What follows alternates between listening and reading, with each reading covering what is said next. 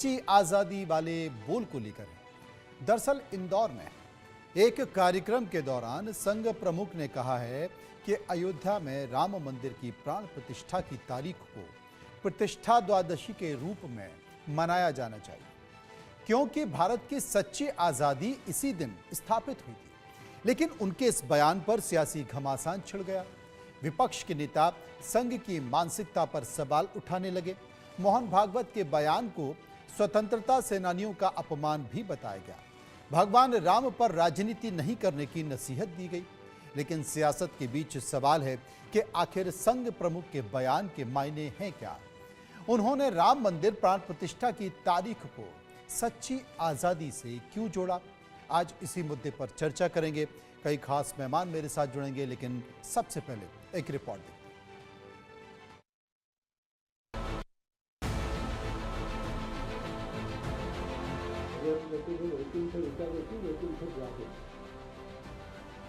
अब उसको प्रतिष्ठा द्वादशी क्योंकि अनेक शतकों से परिचक्र बोलने वाले भारत के सच्चे स्वतंत्रता की प्रतिष्ठा उसमें हो गई। स्वतंत्रता भी प्रतिष्ठित है, क्योंकि भारत स्वतंत्र हुआ 15 अगस्त।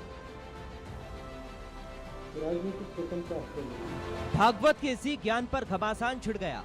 राम मंदिर की प्राण प्रतिष्ठा का जिक्र कर मोहन भागवत ने सच्ची आजादी की बात कही तो सियासी बवाल बढ़ गया। संघ प्रमुख पर सवाल खड़े किए जाने लगे। विपक्षी संघ को घेरने लगे। दरअसल मोहन भागवत मध्य प्रदेश के इंदौर में एक कार्यक्रम में शिरकत करने आए थे। इसी दौरान मंच से उन्होंने राम मंदिर आंदोलन की बात कर राम मंदिर की प्राण प्रतिष्ठा के दिन को याद कर आजादी की बात कही और इसके मायने को भी समझाया। हमारा भाग्य निर्धारण करना हमारे हाथ में आ गया। हमने एक संविधान भी बनाया, एक विशिष्ट दृष्टि जो भारत के अपने स्व से निकलती है, उसमें से वो संविधान दिग्दर्शित हुआ। लेकिन उसके जो भाव है उसके अनुसार चला नहीं।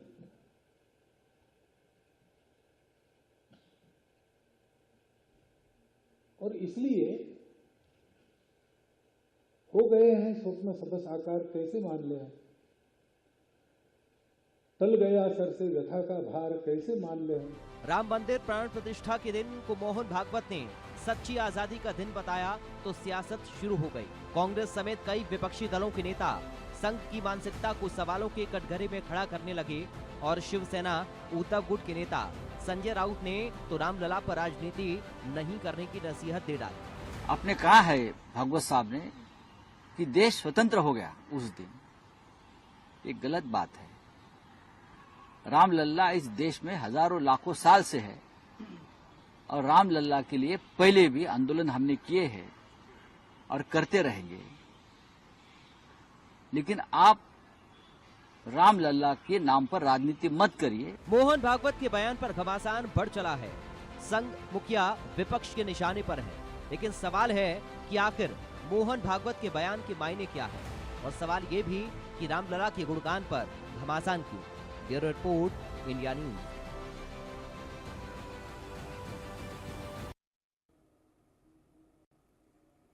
अब देश के कुछ सवाल हैं।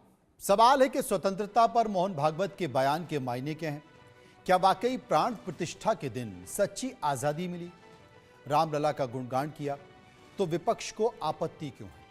राम मंदिर को लेकर आखिर कब तक होगी राजनीति? ये भी अपने आप में सवाल है। कुछ मेहमान मेरे साथ जुड़े हुए हैं। इन सवालों के जवाब उन्हीं से हम ढूंढने की कोशिश करेंगे। उदित राज कांग्रेस के नेता मेरे साथ मौजूद हैं। भास्कर घोष नेता बीजेपी मेरे साथ होंगे।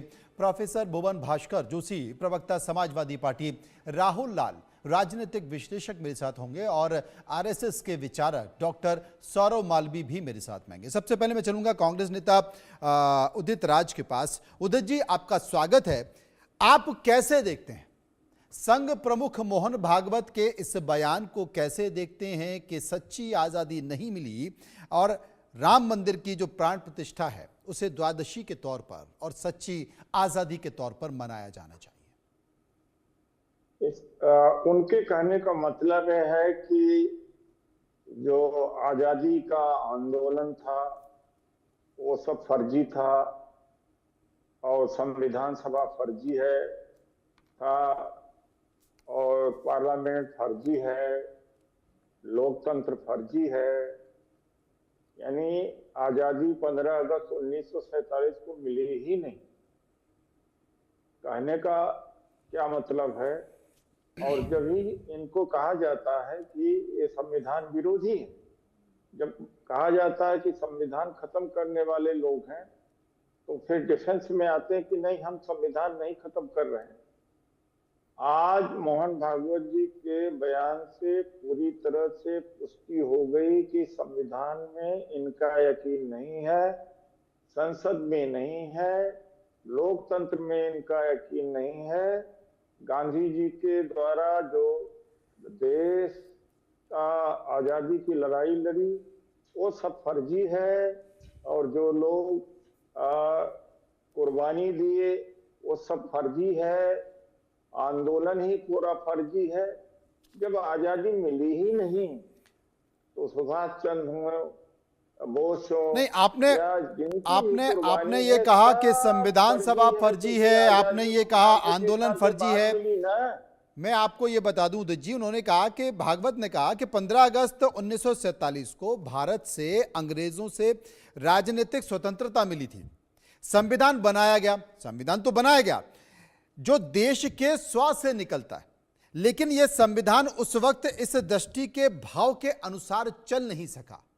इसलिए जब राम मंदिर बना तब असली स्वतंत्रता प्राप्त हुई। इसका मतलब कि संविधान कुछ नहीं है। जब प्राण प्रतिष्ठा हुआ तभी संविधान भी काम करने लगा। किसी भी दृष्टि से देखा जाए तो मोहन भागवत जी का जो बयान है उसका तात्पर्य यही निकलता है कि इनका संविधान में कोई विश्वास नहीं है।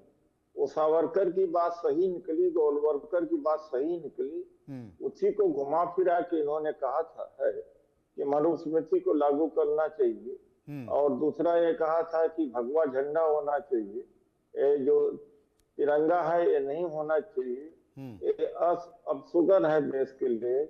यानी बहुत सारी इस बयान के पीछे बहुत सारी चीजें छुपी हुई हैं, बहुत सारी चीजों को उन्होंने खत्म कर दिया, नेगेट कर दिया जिनका योगदान था। सच्ची आजादी का क्या मतलब है भाई? यानी नकली आजादी थी वो। अब वो आप एक तरह से आजादी को आप नेगेट भी कर रहे हो, दूसरी तरीके से आप तो उसको पुचकार भी रहे हो, तो ये तो नहीं चलेगा। आप ये कह दीजिए कि आजादी थी या नहीं आजादी थी। आप दोनों बात कहना चाहते हैं कि आजादी सच्ची तो प्राण प्रतिष्ठा राम का प्राण प्रतिष्ठा के दिन मिली, उसके पहले मिली ही नहीं थी। तो दलित समाज के लोग, ओबीसी के समाज के लोग कह सकते हैं कि हमारी जो आजादी मिली है 14 अक्टूबर 1956 को मिली, जब बाबा साहब डॉक्टर अम्बेडकर लाखों दलितों के साथ में हिंदू धर्म को छोड़ करके जात विहीन समाज स्थापना के लिए बौद्ध धर्म में चले गए। तो हमारी आजादी तो 14 अक्टूबर 1956 को मिली।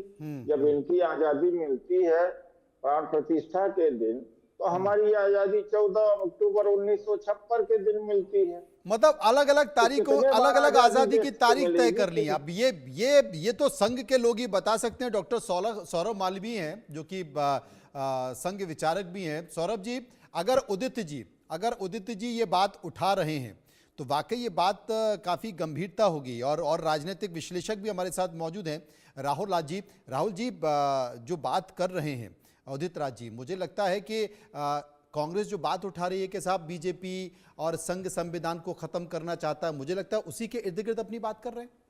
नहीं, बिल्कुल उदित जी ने उसी के इर्द गिर्द अपनी बात रखी है। चूंकि देखिए, अगर ये कोई कह रहा है कि 15 अगस्त 1947 हम लोग बचपन से जान रहे हैं कि उसके लिए कितनी पूरा फ्रीडम फाइटर हुआ, स्वतंत्रता आंदोलन चली और उसके बाद आज़ादी मिली है, फिर कोई व्यक्ति 2025 में आके कह दे कि नहीं 15 अगस्त 1947 को असली आजादी नहीं थी, सच्ची आजादी नहीं थी। सच्ची आजादी तो 22 जनवरी को 2024 को थी, जब राम मंदिर प्राण प्रतिष्ठा का मामला बना। ये ना तो देखिए, ये सीधे सीधे ये अब उन प्रश्नों के, तमाम प्रश्नों के उत्तर मिल जाते हैं कि राष्ट्रीय स्वयंसेवक संघ वो क्यों नहीं विश्वास करता, उन्होंने 50 वर्ष तक झंडे क्यों नहीं फहराए, हम लोगों को उनको संविधान में कितना विश्वास है। 2024 का लोकसभा चुनाव इन्हीं मामलों पर लड़ा गया था कि संविधान को खतरा है।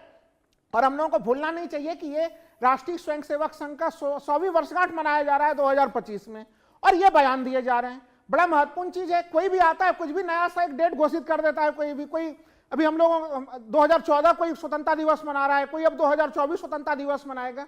स्वतंत्रता दिवस का इस तरह से अपमान करना ये बड़ा ही दुखद मामला है, ये हमारे स्वतंत्रता सेनानियों का अपमान है।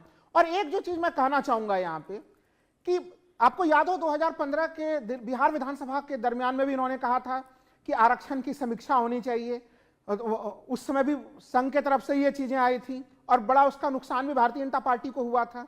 तो ना तो ये संविधान राजनीतिक तौर पर यह बयान सही है और ना ये हिंदुत्व के तौर पर यह बयान सही है। जब पिछले वर्ष प्राण प्रतिष्ठा कार्यक्रम हो रहा था तब भी सभी लोग यही चीज कह रहे थे कि भाई प्राण प्रतिष्ठा का कार्यक्रम आधे अधूरे मंदिर में नहीं हो सकता, और मंदिर का निर्माण अभी भी चल रहा है।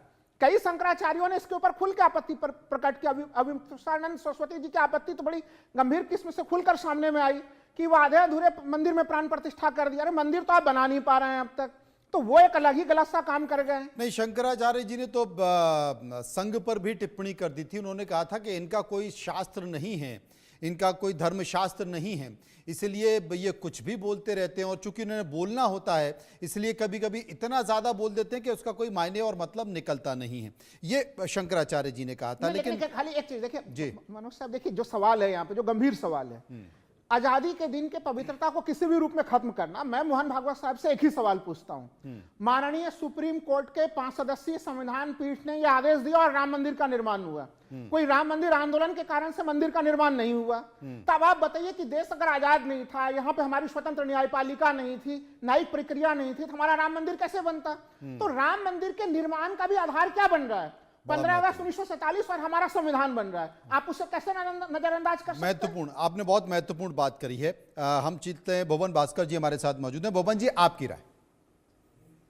देखिए, जब से आदरणीय भागवत जी का बयान आया है, सुबह से मेरे विद्यार्थियों के फोन लगातार आ रहे हैं, क्योंकि मैं तो शिक्षक हूं, और वो बार बार पूछने का काम कर रहे हैं कि गुरुजी आपने तो हमें पाठ पढ़ाया था कि देश 15 अगस्त 1947 को आज़ाद हुआ था, और अब इनकी कंगना रनौत कह रही है, जो इनकी सांसद हैं, वो कह रही है कि 2014 में आज़ाद हुआ है, और आदरणीय भागवत जी कह रहे हैं कि 2024 में देश आज़ाद हुआ है। और हालांकि जो देश का जो झंडा है, जो हमारी आन बान शान है और हमारी स्वतंत्रता का प्रतीक है, आरएसएस ने अपने जो 52 वर्ष के बाद अपने कार्यालय पे झंडा लगाया था, यानी कि देश की आजादी को उन्होंने 52 वर्ष बाद माना था, मेरा ये मानना है।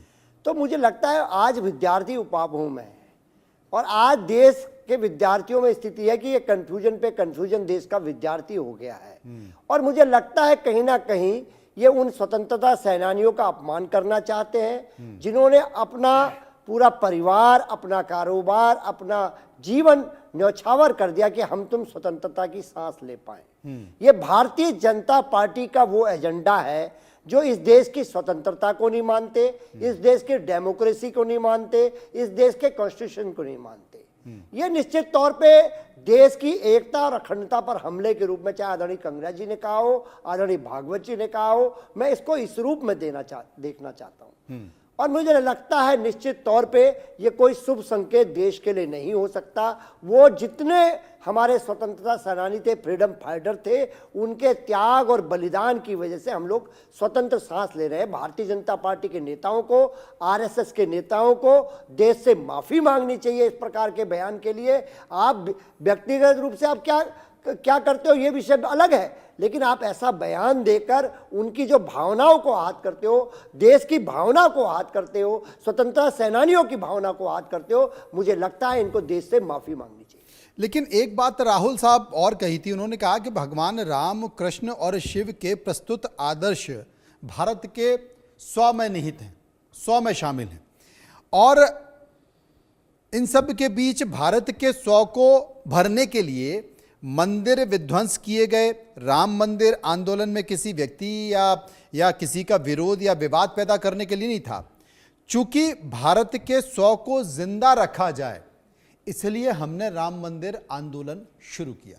तात्पर्य देखिए, भारत के स्व को अगर जिंदा किया जाए, जो बहुत महत्वपूर्ण मामला है कि स्वत्व जो है कि किसी भी देश का जीवित होना चाहिए, और हमें लगता है कि निर्वाचित संविधान सभा सबसे बेहतर इसका क्या प्रमाण होगा कि हमारे यहाँ पे जो है कि संविधान सभा थी और वो संविधान कोई नॉमिनेटेड नहीं थी, निर्वाचन हुआ था और उसके अधिकांश सदस्य निर्वाचित हुए थे, कुछ सदस्य उसमें नॉमिनेटेड थे जरूर उसमें, तो संविधान सभा खुद स्वत्व के सबसे बड़े प्रमाण के रूप में है।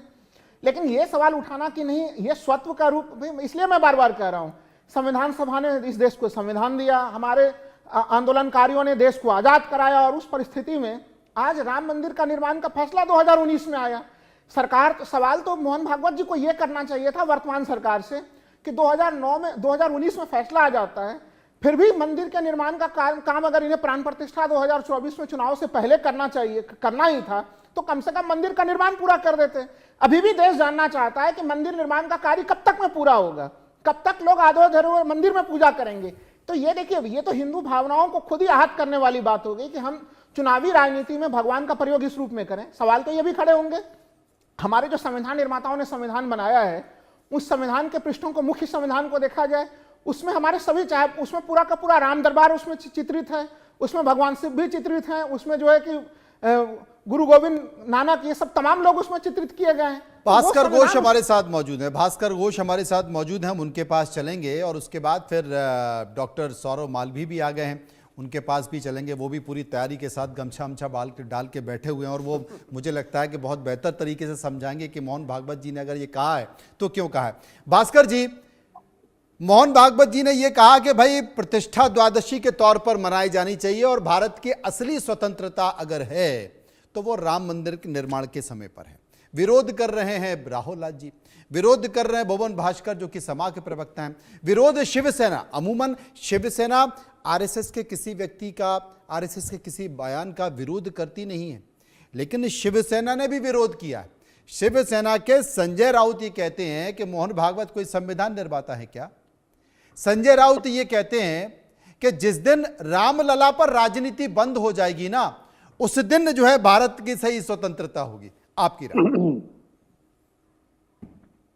देखिए, मैं आज का पैनलिस्ट जो है राहुल लाल जी हैं, पूर्व परिचित है, जोशी जी हैं, और आज का जो टॉपिक है, ये टॉपिक है कि रामलला की प्रतिष्ठा के साथ, राम जन्मभूमि का राम मंदिर निर्माण के साथ ये जो स्वतंत्रता आई है, इसके बारे में परम पूजनीय मोहन भागवत जी आरएसएस की तरफ से कुछ बोल रहे हैं, और हम भाजपा की तरफ से इसका एक बयान जो उन्होंने दिया है उसके थोड़ा सा मैं राजनीतिक का अगर विश्लेषण करूं तो मुझे लगता है कि दो चीज हुआ है।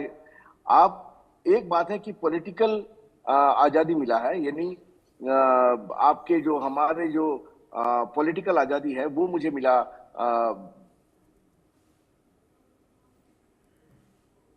संविधान को लागू किया, और एक है रिलीजियस आजादी यानी धार्मिक स्वतंत्रता। ये धार्मिक स्वतंत्रता और पॉलिटिकल स्वतंत्रता जो है, ये दोनों इंटरकनेक्टेड कैसे हैं, यही परम पूजनीय मोहन भागवत जी अपने सारे जो स्पीच है उसमें बोलने की कोशिश किए हैं। ये कॉन्स्टिट्यूशन जो है ये सेकुलर कॉन्स्टिट्यूशन है, लेकिन उन्होंने बहुत अच्छे शब्द किया कि माननीय स्वर्गत प्रणब मुखर्जी जो थे,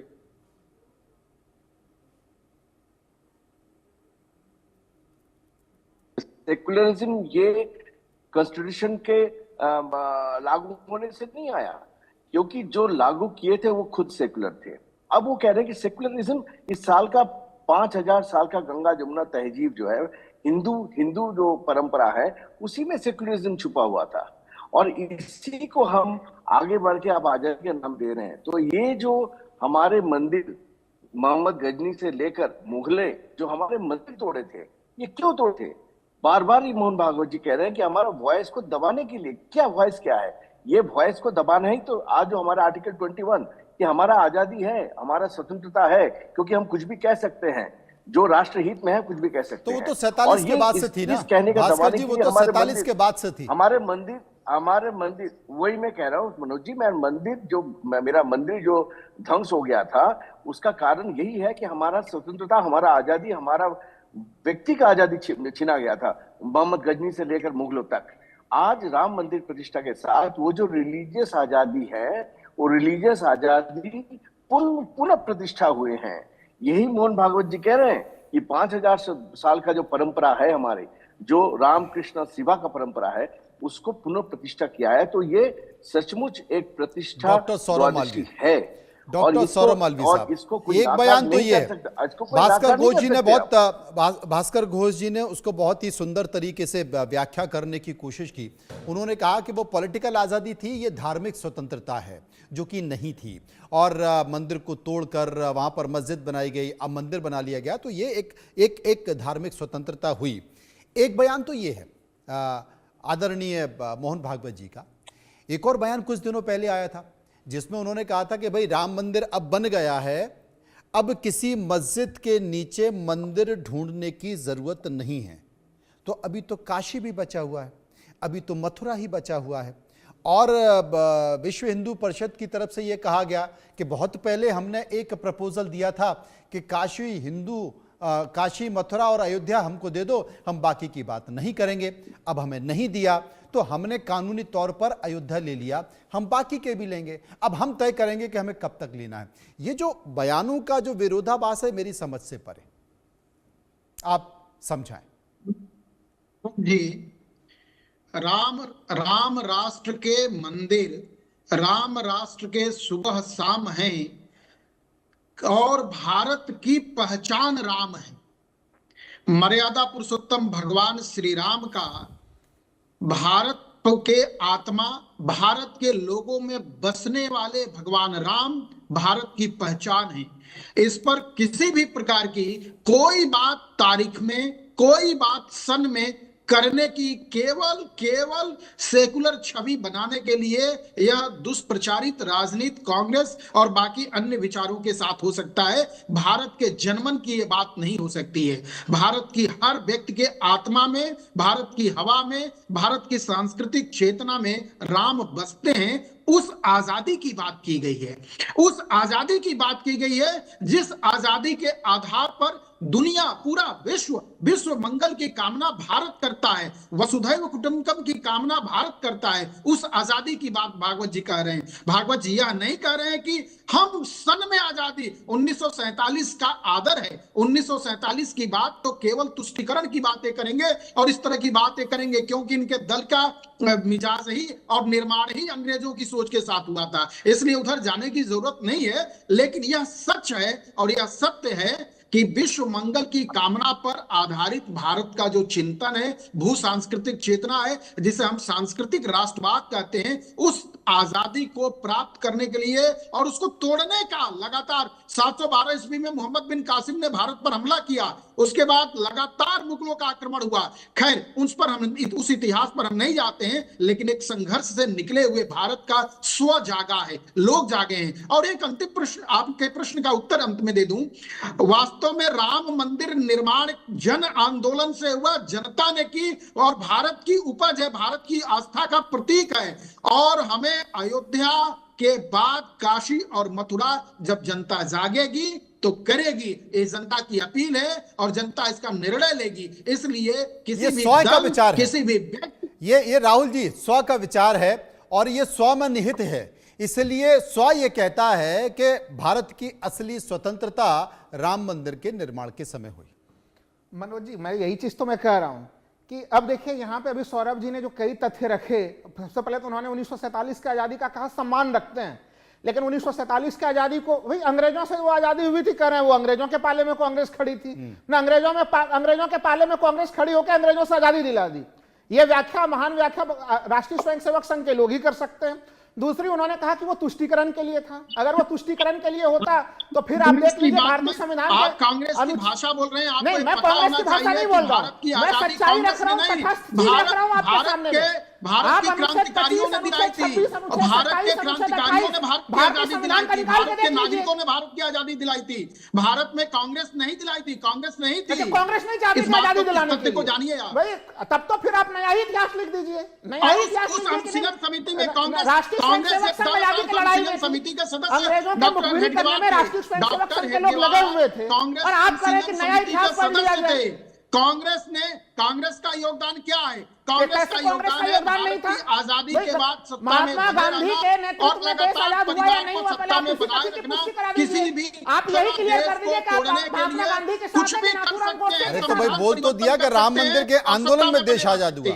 नहीं, राम मंदिर का देखिए, वही चीज तो मैं कह रहा हूं कि राम मंदिर का निर्माण सुप्रीम कोर्ट के आदेश से हुआ, न्यायिक प्रक्रिया के माध्यम से हुआ, कोई जन आंदोलन के माध्यम से नहीं हुआ है। ऐसा नहीं हुआ है कि लोग चलिए, संसद के सामने भास्कर खड़े घोष हो गए। मेरे साथ मौजूद हैं। एक बड़ी बात राहुल लाल कर रहे हैं, भास्कर जी, वो कह रहे हैं कि देखिए देश आजाद हुआ, देश आजाद होने के बाद संविधान बना, और राम मंदिर का जो निर्माण हुआ वो न्याय की प्रक्रिया के तहत हुआ। ये तो तभी हुआ ना जब देश आजाद हुआ, तभी तो न्यायिक प्रक्रिया बनी, वो व्यवस्था बनी, और उस व्यवस्था में जो न्यायपालिका का निर्णय हुआ, उसी न्यायपालिका को के निर्णय को कांग्रेस ने भी मांगा, बीजेपी ने भी माना, हिंदू ने भी माना, मुस्लिम ने भी माना, पूरे राष्ट्र ने माना, और राम मंदिर का निर्माण हो गया। ये तो आप मानते हैं ना?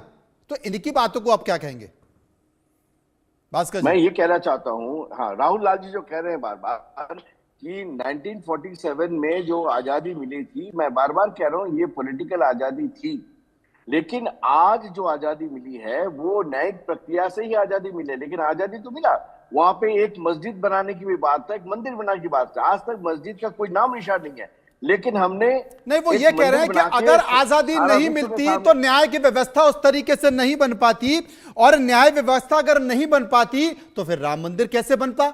उनका कहने का मतलब ये है। मनोज जी, न्याय की व्यवस्था तो होनी चाहिए, न्याय प्रणाली संविधान है, संविधान के अनुरूप न्यायालय चलता है। कांग्रेस तो कहता था मंदिर बनाएंगे लेकिन तारीख नहीं बताएंगे। आज इनका मंदिर बनाने का कोई तारीख नहीं था। आज हमने न्यायिक प्रक्रिया से जैसे ही हमें ये मिली, ऑर्डर मिली, तो इमीडिएटली विद इन 3 साल के अंदर हमने बना के दिखा दिया। तो आज कांग्रेस को मैं कहता हूँ कि 55 साल अगर कांग्रेस ने देश के ऊपर भास्कर जी राज किया जवाब, है, तो तब तक राम मंदिर क्यों नहीं बना? भास्कर इसका घोष जवाब जी राहुल को, गांधी दे। भास्कर घोष जी को भुवन भास्कर जी जवाब देंगे। देखिए, अभी मैं आपके क्या सर?